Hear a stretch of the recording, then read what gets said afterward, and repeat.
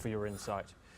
We now move over to the United States, where 8 key members of the OPEC Plus alliance have agreed to boost oil production again, a move seen by analysts as a bid to increase market share. The V8 group, comprising of Saudi Arabia, Russia, Iraq, the United Arab Emirates, Kuwait, Kazakhstan, Algeria and Oman, have announced that they will raise daily production by 137,000 barrels starting next month. Russia's energy minister Alexander Novak said Russia is fully compliant with the OPEC Plus deal, adding that the market is balanced and that they have agreed to monitor it further. He noted that the deal has been implemented at high level and that 7-month compliance remains high. OPEC Plus also confirmed in its meeting it will be held on October the 5th, citing steady global economic outlook and healthy market fundamentals.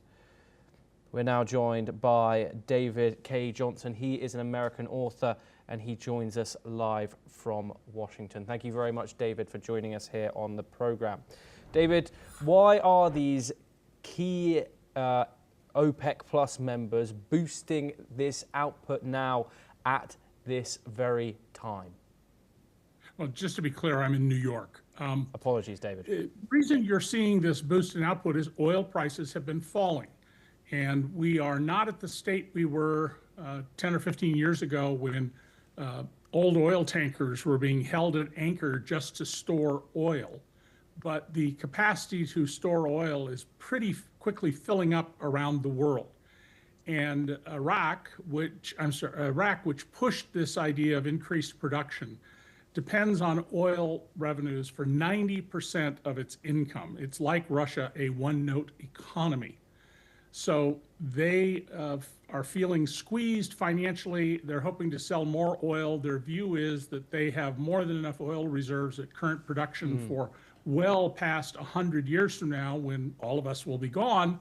So they're thinking only about the short term.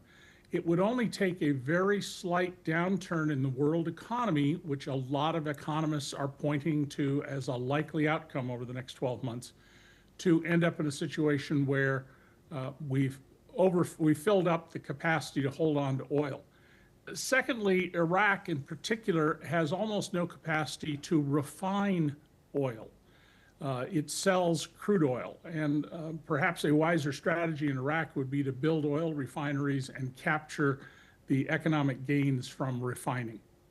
Yes, and David, you mentioned it briefly, but production is rising by 137,000 barrels a day. What effect can consumers expect on oil prices?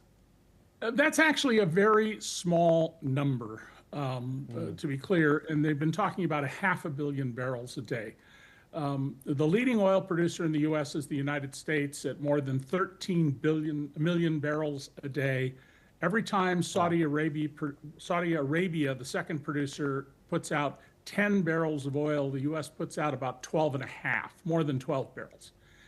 And there's no shortage of oil in the ground around the world for at least a century. But the falling price, and oil prices have always been volatile and will likely be volatile until we've used up most of the underground reserves way in the future. They're going to continue to be volatile, and some of the OPEC countries are driven by, we want to spend more money, we need to spend more money, we have debts we need to service, we have a population we need to keep docile. David K. Johnson, thank you much for that very brilliant, clear insight into that topic and for taking the time.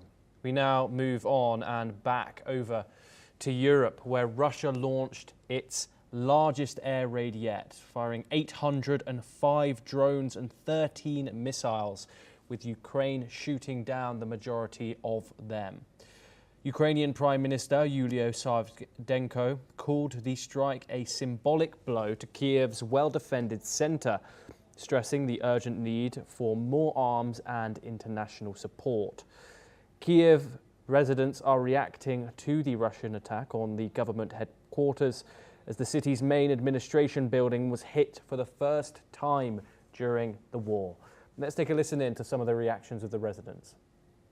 кожного дня ці атаки стають більш зухвалими, і те, що сьогодні потрапив уламок збитого шахеда чи там шахет в льодовий квартал, то це просто доказ того, що росіяни не збираються зупинятися. І так, це лякає, але більше лякає те, що потрапляють в жилі будинки, що вони тут. Не здивований, бо вони б'ють куди тільки бачать. Я думаю, що посеред ночі там нікого не знаходилось з людей. Максимум охоронці. То вони, я думаю, були в укритті. Але якщо будуть посеред білого дня бити, то це вже будуть такі тривожні, дуже тривожні. Хоча воно і зараз тривожне, бо ми цілу ніч спали, цілу ніч чули ці вибухи і страшні були. Чекаємо, коли воно все закінчиться, а чим далі, тим збираються світові лідери, щось вирішують, але ми по факту бачимо, що нічого не міняється, наоборот, пофучується ситуація. Може люди замисляться, що війна в країні, що не треба там займатися корупцією, чимось більше вкладати зусиль, грошей в сектор оборони і, напевно, буде менше тоді тих обстрілів. Будуть обстрілювати, скільки буде у них можливостей. Тільки коли дадуть достатньо нам ракет і коли світ заставить Китай не купляти енергоносії, щоб не було коштів. А так нічого хорошого не буде. Well, that is all that we have